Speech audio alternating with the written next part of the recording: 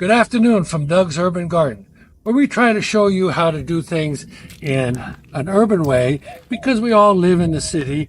We have backyards, we have patios, we got balconies, and we're trying to grow some vegetables to really offset the expensive costs of food in the grocery store. Welcome to Doug's Urban Garden.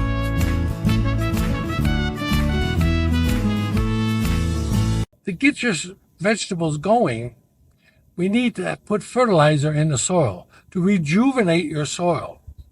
And so what has farmers used for centuries? Manure. Now this manure can come from cows, sheep, goats, horses. Those are all mammals. Now you say, okay, I can go to the big box store or my feed store and buy a bag of composted manure. We're going to talk about all that. There's a couple of problems. One, if you buy manure, fresh manure, I have neighbors. We live in an urban society, but there's dairy farms close by. There's feedlots, and everybody says, well, instead of paying the money for a bag of manure, I just go down to the feedlot and they'll fill my pickup truck for 10, 15 bucks, and I've got some pile of nice fresh manure. That's true. There is a problem. Mammals, manure has E. coli in it, and this can affect your vegetables. It can affect you. According to the CDC, 3 million people will come down with a foodborne illness. 300,000 will go to the hospital. And every year, 3,000 or more will die from a foodborne illness, and some of this is E. coli. So we're going to talk about that. The other side of the coin is poultry. You could get chicken manure, duck manure, geese manure. They have salmonella, another bacteria that is toxic to humans. Again, you can get a foodborne illness and actually die from these bacteria. So what do? We compost the manure. Now this does two things. One, over a period of time, it will kill the bacteria. And number two, there's also weed seeds in the manure from the animals that eat the grains. So how do you compost? Commercially, this is how they do it. They pile the manure in a big, huge pile, cover it up, and the microorganisms in the manure will raise the temperature of the manure. You want to bring the manure to at least 120 to 140 degrees Fahrenheit for a period of 6 months to a year. This will sterilize the weed seeds, kill all the bacteria in there. And you can accelerate this process by turning the manure. So if you go down to the dairy or the grow out house for cows and get a manure, you're going to have to pile this in your backyard, and it's going to smell, and your neighbor's not going to like you. So just buy a bag of manure. It's already composted, ready to go. Now, let's talk about that. There's manure, and then there's manure. Now, I have here some manure that I got from a farmer, a friend of mine down the road, and he hauls manure from the dairy and the feedlots and puts out on his farm. Now, I always suggest, if you're going to handle manure, get yourself a pair of rubber gloves. Now, like I said, the bacteria has been sterilized, dead, but it's just better. Okay, this manure, this farmer has got, you can see how dark it is. This has been composted for 6 years. It's nice and dark. It's broken up. Really a nice manure. Now, manure is about 3.5% nitrogen. Now also, this is 2-year-old manure. As you can see, it's not as dark. It hasn't been aged as much. But again, this would be safe to put in in your vegetables. A friend of mine, a landscaper, this is sheep manure. You can see it's been composted, but it hasn't been ground up. And it still has the bedding straw in there from where the sheep are bed in a barn. Now, people say, my wife, one of them, I don't like the smell of manure in the yard. The longer you compost your manure, the less it smells. This 6-year-old manure, I work into my garden beds, and there's no odor because all the ammonia and everything that would put off an odor is pretty much gone. Fresh manure, it's going to smell. Now, you can buy this at your big box store. This is deodorized manure. Now, they say it's deodorized. Not 100% true. It still smells. But as you can see, it's been composted longer. Now, a bag of deodorized manure will cost you about 75% more than just a bag of straight manure. Now, we also have another thing you can fertilize your soil with. When do you want to put this in your soil to rejuvenate your soil? Manure not only puts nitrogen in the soil, it also adds organic material that will loosen up your soil. But here's the thing. When you want to put it in, there's an earlier video on trench composting. I put the manure in the trench and spread it around in the early fall, right after I harvest my leaves that have fallen off my trees and got all my shrubs that I've cut up and put in the trench composting. So it can sit there and break down and rejuvenate my soil all winter long. And then in the spring, I'll turn my soil and then add some more manure and wait about a month, and then I'll start my planting so that the soil can absorb the nitrogen and other nutriments and the microorganisms in the soil. Now, we're going to show you something that I think is amazing. I don't understand it. This is a bag of store-bought manure from a big box. I built this screen wire, half-inch screens, and I'm going to show you what you get out of this.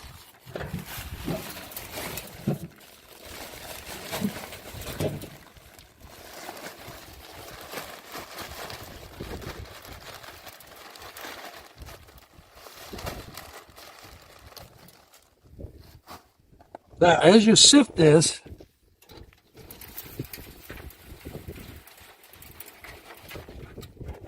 this is what you're going to get.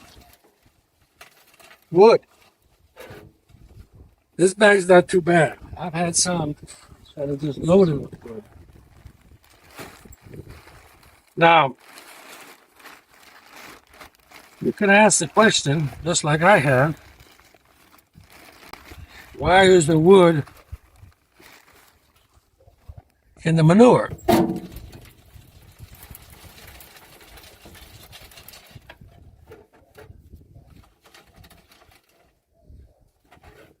Really don't want that.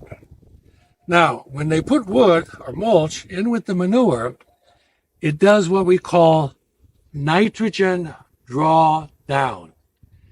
The nitrogen in the manure, which is at about 3.5%, is utilized by microorganisms in your soil to break down this mulch. And we'll talk about in another video how mulch is absorbing your nitrogen in your soil. But how long does it take to break this down? 2 to 3 years. So your nitrogen, depending on how much mulch is in your manure, is going to be utilized to break down the wood, the mulch. Now, once the wood is broken down, the mulch is broken down, then the nitrogen is released back into the soil. So let's get rid of this. This was from a big box store.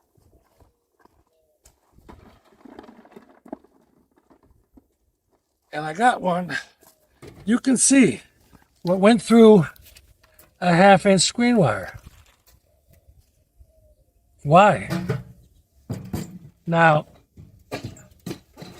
a head chemist, one of the suppliers, told me they put the wood mulch in there so that the manure will flow more freely. I said, okay. Why? Now this one is from a feed store that I bought here locally. This one's got wood mulch in it. It's got sand in it. Why?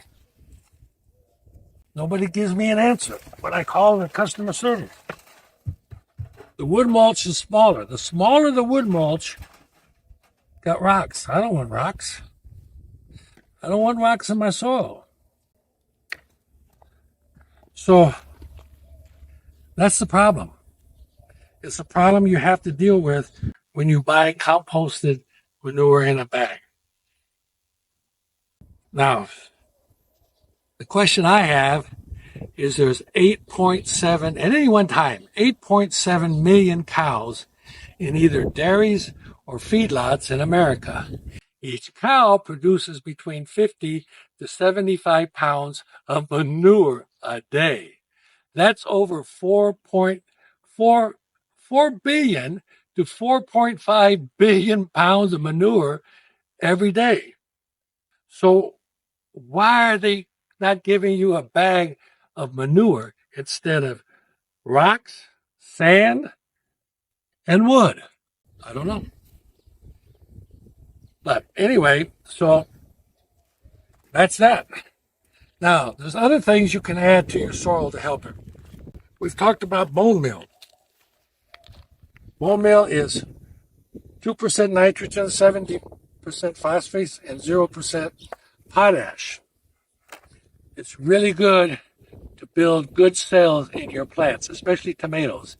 If your tomatoes, and we're going to do a video later on tomatoes as they start to bloom, and they may experience bloom drop or set drops, where your tomatoes bloom but the blooms fall off, or they bloom and then the little bitty tomato falls off. That's because the soil is lacking in calcium.